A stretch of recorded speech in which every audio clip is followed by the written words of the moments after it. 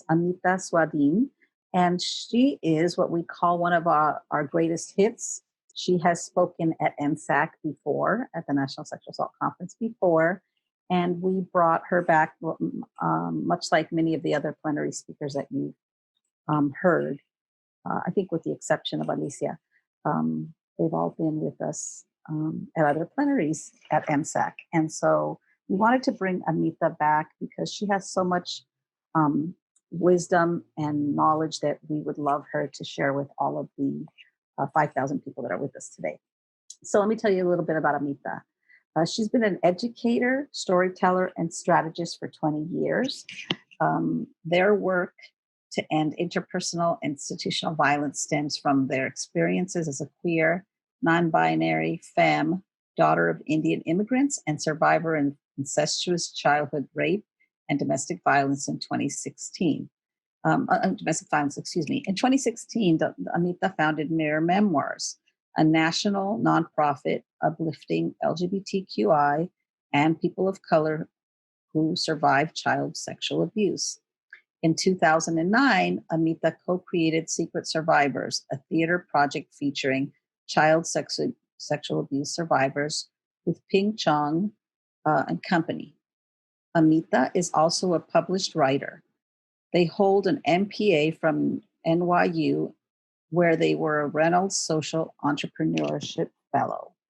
And so I ask you to join me in welcoming and hearing the words from Amita. Thank you so much, Sandra. It is a real honor to be here, and especially to be a speaker on a plenary with two really amazing, powerful movement leaders who I admire so much and have learned so much from both of their work. Bambi especially is a close friend and has been for over a decade, and is actually a founding board member and sacred storyteller within Mirror Memoirs. So really, truly a pleasure to be here and an honor. I do use they, them pronouns. I know that someone said that in the chat. And as we are all learning, I think I need to name, just to begin with, how much I have learned from my deep friendship and relationships with transgender women of color in Los Angeles over the last decade. Especially my friendship with Alexis Rivera, who has passed, who I met over 10 years ago. Alexis taught me about the concept of gender queerness as it applies to myself. I had heard the word before, but no one had ever seen me for who I truly am until I became close with Alexis. And she and I talked a lot about the work that we were both invested in, specifically to support queer and transgender youth of color, because of the different kinds of violence and struggle that we had to navigate as young people, and knowing that we wanted life to be easier for the young people who were coming up in our communities today. So I honor Alexis, and I honor all of the people in my life who are trans people of color, who have been deep kin and comrades, who have helped me understand my own gender identity better. Gender identity, and I'll talk more about this morning in my remarks, but gender identity is one thing that I think many of us never allow ourselves permission to question, right? We are all assigned a gender on our birth certificate because we're taught that sex and gender are the same thing. So I know that many of you have known me for a long time before I understood this about myself. And that's one of the beautiful things about being here today, is knowing from the call to action that Alicia has put forth and the call to action that Bambi has put forth, that we are all capable of growth, including in terms of the way we think about ourselves and the way we understand ourselves, which I would say is a really crucial piece of the work. A very bold move that we can make is giving ourselves permission to evolve in the way that we understand ourselves and the world around us. You spoke a little bit, Sandra, about my own personal background. I will share a little more specifically for people who understand the South Asian American community. My family has been in the United States for just over 50 years. I come from an upper caste lineage in India, and that is a complicated lineage because while my grandparents on my mother's side were socialists, anti-caste activists, and freedom fighters against European colonization, certainly the lineage that I come from has been a lineage of oppressors, and Brahmin and Kshatriya people continue to be oppressors in today's India, right? Many of the struggles that we are navigating politically in the United States have parallel struggles, related struggles in India, which also is navigating a fascist perpetrator at the helm of the government there. So it's important to name our lineage. I am grateful to Bambi for kicking off this plenary with a beautiful modeling of that. And I wanted to share that as a child of immigrants, and specifically a child of a lineage that was the oppressor in my homeland, it has been an incredible journey to learn myself what it means to be racialized in a completely different way, having been born in the United States as a non-white person. I'm the first person in my lineage to really embrace the identity of this thing that we now call South Asian American. My mother, while she was a middle school student when she emigrated here, certainly our diaspora was not big enough in Cleveland Heights, where she landed in 1969, for her to have many kindred beyond her sister. And so it has been an intense journey for me around the identities of race beyond ethnicity, and to learn what it means to be Asian American, to learn what it means to be a non-Black person of color, and to learn the deep history of this country, which is an ongoing journey for myself and my family, to unlearn the history that we were taught in our textbooks, in our K through 12 education. And for me, there are many, many teachers, several of whom I am lucky to also count friends, Bambi one among them, who have taught me a lot about the analysis that I try to use in the work that I do to end sexual violence. And in terms of that work to end sexual violence, I would say that in many ways, I think I was born into the work. I was certainly born into the struggle. And at some point, I made a choice to intentionally walk a path that I now see as an intergenerational journey. And I'm trying to do my best to play my role in the lifelong struggle, the probably intergenerational struggle, thinking about some of the realities that Bambi named, right? That ending sexual violence is likely not going to be a goal that I get to realize in my lifetime. And so every day, and particularly during this year that has been a year of so much collective grief and trauma and struggle, every day I wake up and ask myself, what is my part to play in this relay? How will I know when it's time to pass the baton? And so I humbly offer the words that I am about to share from that perspective and from that personal background. I want to start by saying that I think one of the boldest moves we can make, and Alicia spoke to this a lot as well, is to acknowledge the collective reality that we are living within. For us at the National Sexual Assault Conference, I've been attending this conference for many years. I've been a part of work to end sexual violence since the very beginning of my own career as a professional, when I was an intern at the U.S. Department of Justice Office of Violence Against Women, when I was an undergraduate student. And later when I worked at Legal Momentum as my first job out of college.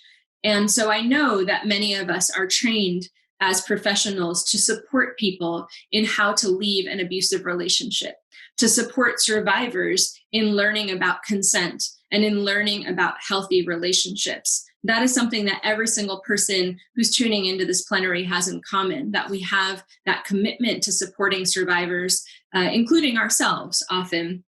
And so in that spirit, I want to say that a bold move that we can all make is to think about the fact that, as my friend and teacher Edzie Betts says, we never consented to be part of this nation state.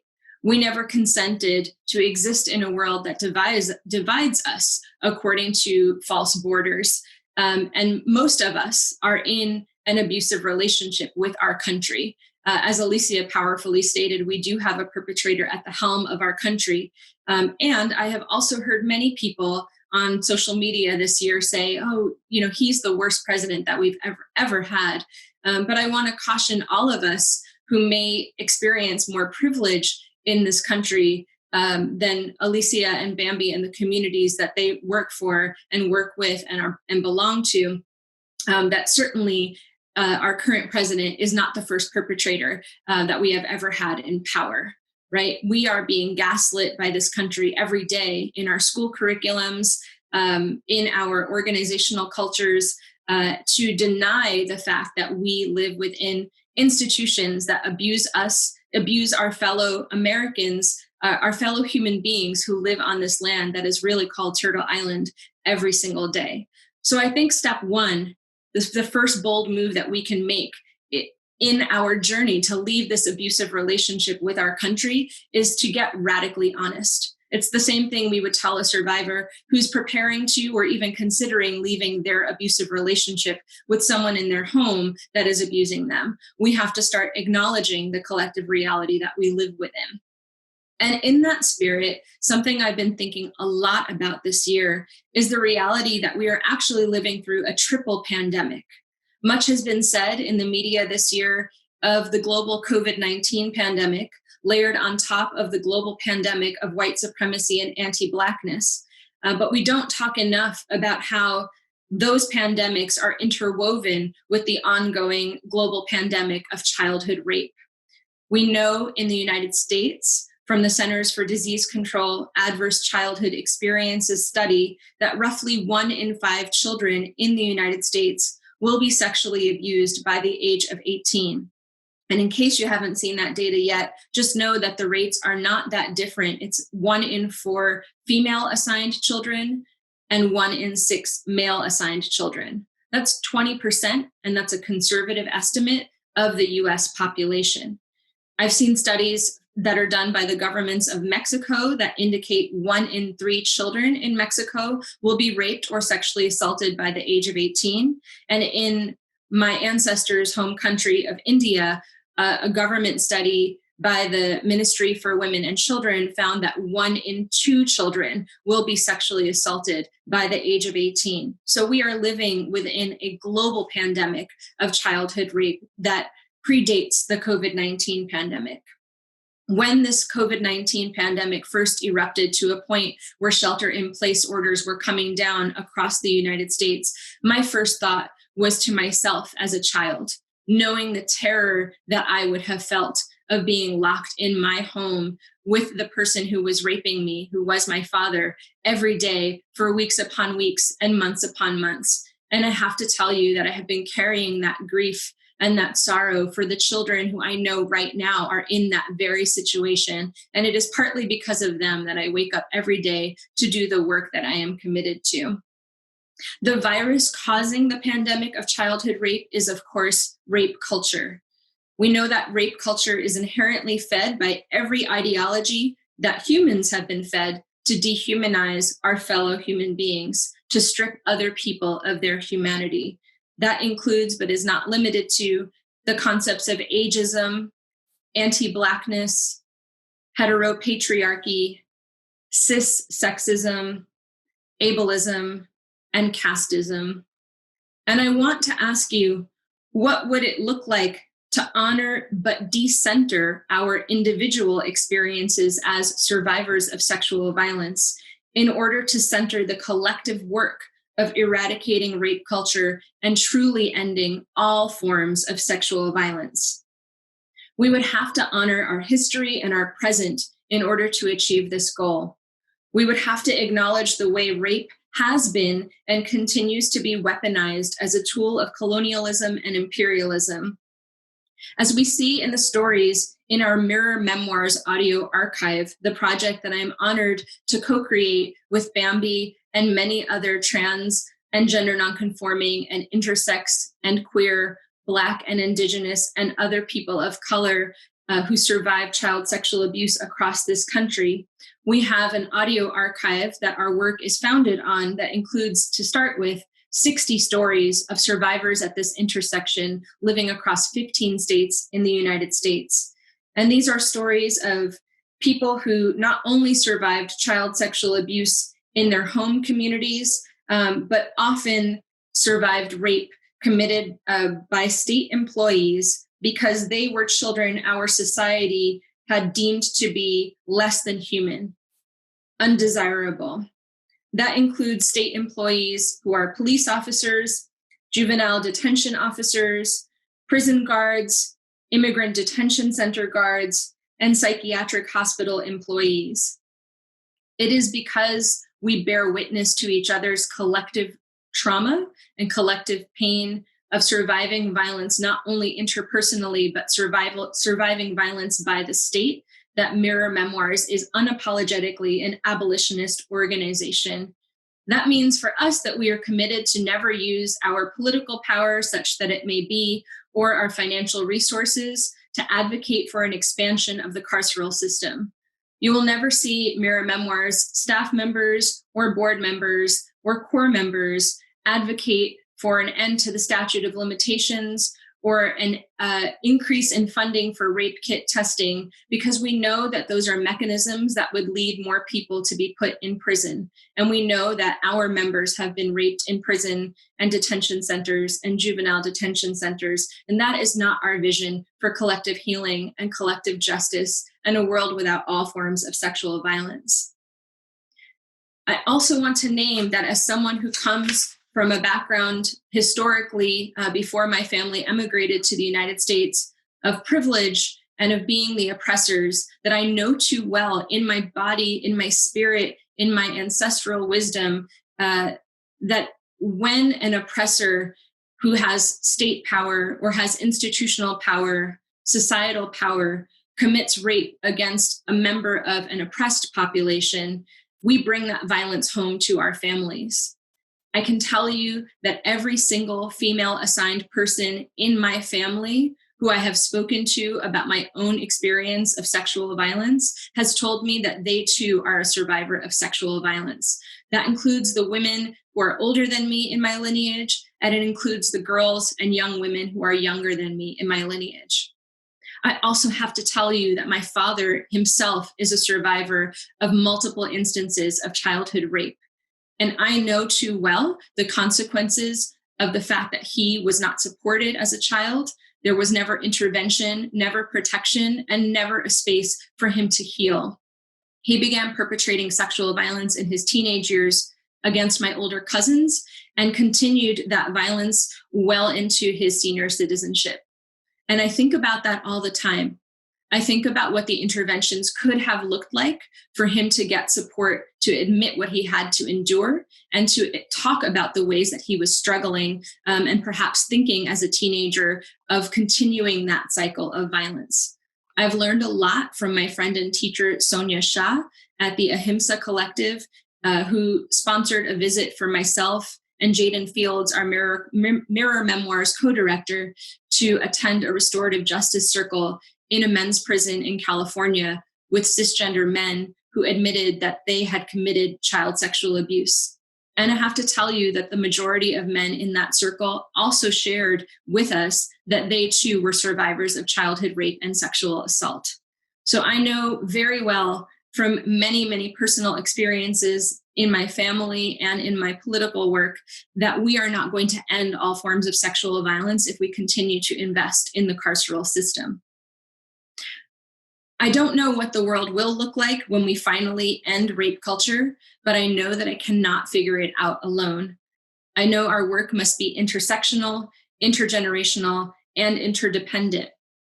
And I also want to talk about the bold moves we can make in our personal lives, right? The way that we can change our thinking, our frameworks, our ideologies, because that too is part of the work of ending sexual violence. As I've shared, I know that violence is a learned behavior. I also know that people of all genders not only commit rape, but also propagate rape culture. In Mirror Memoirs, women, cisgender women, too, are harm doers. About 9% of the survivors in our archive have shared that they were raped or sexually assaulted as a child by a cisgender woman, usually someone in their family. I also know that the transgender and non-binary survivors in our archive who were visibly gender nonconforming as children shared that too often their first gender policer, their first bully, their first emotional abuser was their mother or another powerful female figure in their lives who did not believe that there were more than two genders, who did not believe in the ending of the gender binary. And the way that so many children are abused by women in this way because they are not cisgender children is something that we have to contend with when we say that we want to end gender-based violence. I also want to tell you that a bold move that we can all make is not only to kill the cop in our head, which has become a common saying this year, and a saying that I learned from Augusto Boal and Paulo Freire, who taught me Theater of the Oppressed Games, through whose work I learned Theater of the Oppressed Games as a youth organizer. We must also kill the abusive person in our own heads. My friend and teacher Mia Mingus says that most of us are in an abusive relationship with ourselves. And I know that as someone who was tortured for years of my childhood, from ages 4 to 16, by somebody I lived with, this is an ongoing piece of the work that I do for collective liberation every day, is learn how to be kinder to myself, learn how to not replicate that abusive behavior toward myself. And I work very hard not to bring that abusive model into my personal relationships and my relationships with my colleagues and comrades in Mirror Memoirs. I want to ask you, what would it look like to honor ourselves, each other, and all living beings as sacred and autonomous? What would it look like if we lived in a world in which we did not assign a gender to children when they were born, but we gave each child the space and the time to show us who they are? Some of you may not know that I am a parental figure, I would say, to a child. I've never given birth to a child. I've never adopted a child. I do not parent full time. But my friend and teacher, Alexis Pauline Gums, has taught me a lot about the work of mothering in a much more expansive definition. And I see myself in that expansive view of mothering. My little brother is 13 years old, and today is the first day of his 8th grade year, and I've been thinking about him a lot this morning. I lived with him for the first 5 years of his life, and while he does seem to be a cisgender boy at this point in his life, when he was a baby, I just didn't know who he would be. And I worked hard with my family to educate them about the gender binary and about the harms that the gender binary causes when we assign it to children. I worked hard to push my family to give him the space to show us who he is as a child. And I wasn't always successful in that endeavor, but I'm proud to have learned from other queer and trans and non-binary people the importance of that struggle. It's work that every single one of us who has a child in our lives can be doing. Let's honor the autonomy of children. That's critical to the work of ending child sexual abuse. I also want to challenge us to honor body autonomy for all of us. I know that our so-called movement, our infrastructure, our institutions, our nonprofits that have been founded to end sexual violence have too often thrown sex workers under the bus. Mirror Memoirs has been founded and co-led by a board who includes, and several survivor storytellers who include people who survived sex trafficking as children, which, to be clear, was not autonomous, was a form of abuse, but people who later, in their quest for survival, went on to choose either survival sex work or empowered, joyful, sexually liberated sex work. And we, for myself, as someone who's never done sex work, I include myself in this we need to learn how to listen to the stories of sex workers and not make moral judgments for them. We need to learn to respect people's body autonomy and stop criminalizing survival. We all are learning how to talk about the reality, the abusive reality that we're living within. And we need to stop punishing people for finding ways to survive this abusive collective reality that we are living within today. I want to give gratitude, deep gratitude, to the mutual aid models that sex workers have given us. Bambi herself talked about this, and I always want to honor in the work I'm doing the model that Marsha P. Johnson and Sylvia Rivera taught us through their work with street transvestite action revolutionaries, work that I learned about from the work of Tourmaline.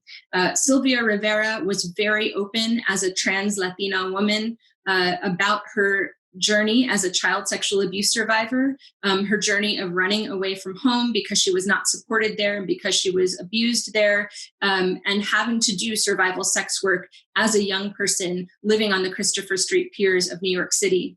Both she and Marsha P. Johnson were visionaries who decided that they wanted to spare other trans youth of color from the experiences that they had, and they pooled their resources as adult survival sex workers to pay the rent on an entire brownstone in New York City that they let trans youth who were homeless live in for free. We need to honor that that was anti-sexual violence work. That was work to support young survivors who no one else cared about, which no organization was serving at that time. And that is work that Mirror Memoirs honors as one of our great teachers. And finally, I want to talk about our collective grief work. We know that this is a year in which we are all grieving so much trauma in so many ways, so much loss due to the COVID pandemic, due to the police murders of Black people, due to the ongoing genocide of Black and Indigenous people on which this country was founded. I want to honor the work of Kelly Hayes, who has taught me a lot through her project, We Grieve Together, which, if you haven't checked it out, is a beautiful collective action to hold space for people who are grieving during this year of the coronavirus. I also want to challenge us in a bold move to think about the work of ending child sexual abuse as grief work. When you are raped repeatedly as a child, as I was, you do endure a form of spiritual death. You endure isolation, you endure silence, you endure fear, you often internalize the shame of your perpetrator. And we know that healing comes, Mirror Memoirs has taught me that healing comes in the intimacy that we learn to create, in the spaces in which we can connect, in the spaces in which we can join our survival together. And there is a lot of grief work in that process. We have to learn grief rituals to hold the reality that many of us, too many of us, had childhoods that we did not deserve. And we need to learn how to shed that grief through the intimacy and the connection that we offer to one another. In terms of ableism in our organizations to end sexual violence, we know that trauma is also disabling, especially when it is repeated. It often causes chronic illness like fibromyalgia and lupus, both of which are overrepresented for child sexual abuse survivors. And many survivors live with complex PTSD, as I do myself. In Mirror Memoirs, which is entirely led from the board through the staff by Black and Brown, transgender, non-binary, and queer survivors of child sexual abuse, we are all living with trauma-related disabilities, and we have had to learn what it means to build a workplace, a political project, a political home in which we can honor our disabilities and move at the speed of trust and of, a speed that honors the care work that we need. My friend and teacher, Leah Lakshmi Pyapsna Samarasinha, wrote that book, Care Work, and if you haven't read it yet, I urge you to pick up a copy. This month, September, is National Suicide Prevention Month. And in Care Work, Leah Lakshmi says we have to create a world in which people will want to stay. It is not other people's responsibility who are enduring isolation and shame and stigma and trauma to figure out how to stay in this abusive world. It is our job, all of us who are doing the work to end sexual violence collectively, all of us who are committed to the work of abolition and the world we deserve, to figure out mutual aid projects and other structures of love and care and interdependence that help our comrades learn how to stay here. And then finally, I want to say that in terms of prevention work, we need to rethink what prevention and healing really looks like once we divest from state systems that are abusing too many survivors, too many people in our communities. I've learned through Mirror Memoirs that we heal in circle, we heal with the earth, we heal with each other. Farah Tanis, who opened yesterday's plenary, talked so much about this when she spoke about Black Women's Blueprint recently purchasing 300 acres in upstate New York. And I'm so excited for the healing space that she and her kindred will create on that land.